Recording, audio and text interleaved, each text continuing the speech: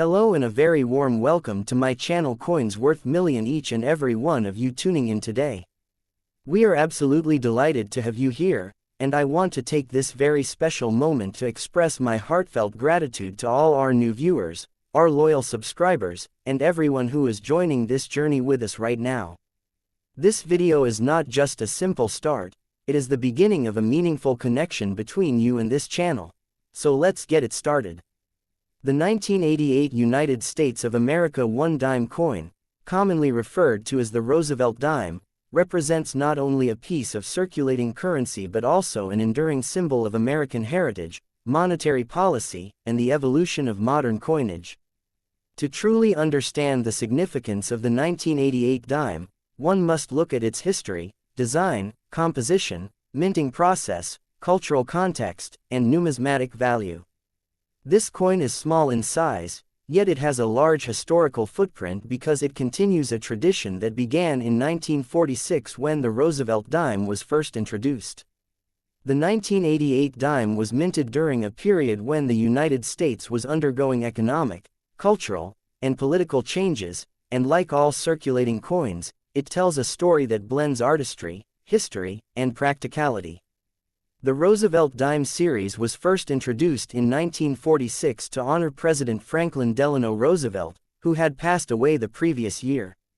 Roosevelt was chosen for the dime because of his leadership during the Great Depression and World War II, and his personal connection to the March of Dimes campaign to fight polio, a disease he himself suffered from.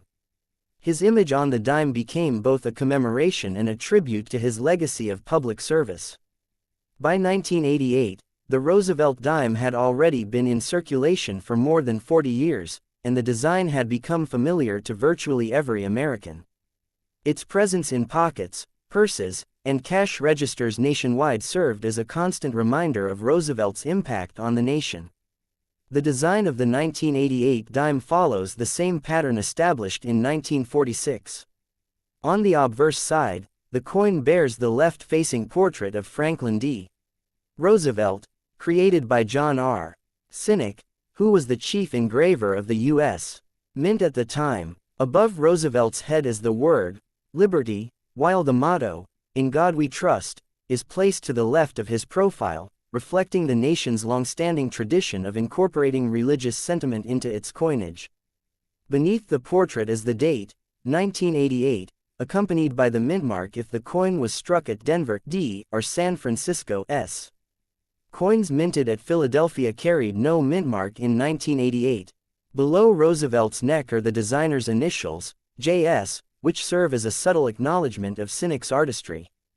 This obverse design, while simple, captures Roosevelt's strength and determination, making it a fitting tribute to a leader remembered for guiding the United States through two of its greatest crises.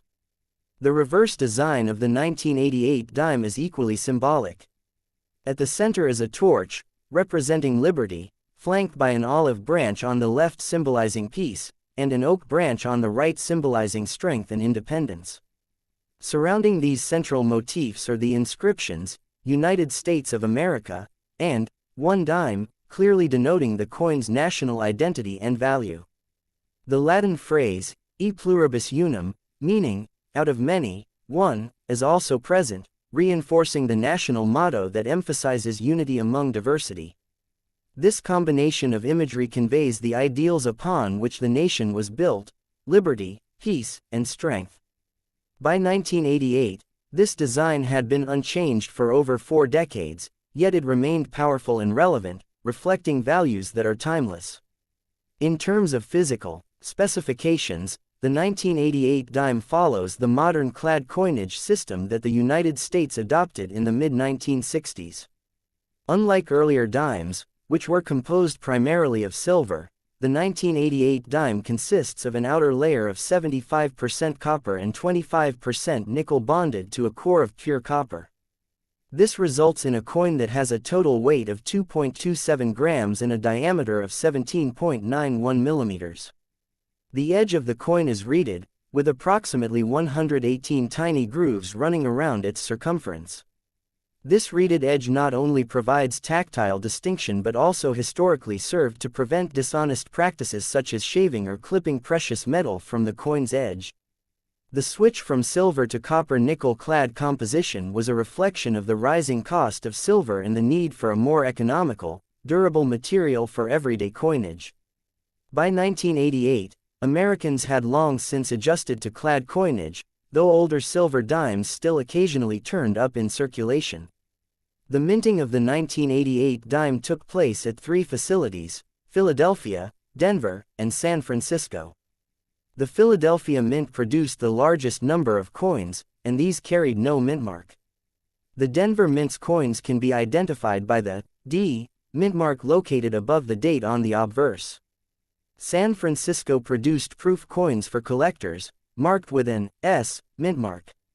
Proof coins differ from regular circulation strikes in that they are struck multiple times on specially prepared planchettes, resulting in highly polished fields and frosted designs that make them visually distinct. Collectors value these proofs not for their rarity in circulation but for their craftsmanship and aesthetic appeal. In 1988, millions of dimes were struck across all facilities, ensuring that the coin was readily available for daily transactions.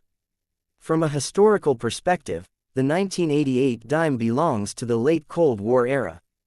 The United States in 1988 was led by President Ronald Reagan, and the nation was experiencing economic growth after the inflation and recessions of the previous decade.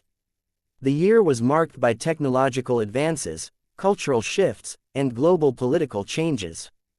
The dime, while a small unit of currency, was part of everyday life, used in pay phones, vending machines, laundromats, and countless small purchases. Unlike larger denominations, which might be hoarded or saved, dimes circulated rapidly and widely. Thus, the 1988 dime is emblematic of an era when physical coins were still essential to daily commerce, decades before digital transactions began to dominate. From a numismatic standpoint, the 1988 dime is generally considered a common coin, as tens of millions were produced. However, collectors often seek examples in pristine condition, such as those graded mint state (MS) by professional grading services. Coins struck with strong detail, free from scratches, bag marks, or wear, can command higher values than their face value. Proof examples from San Francisco are also prized for their beauty.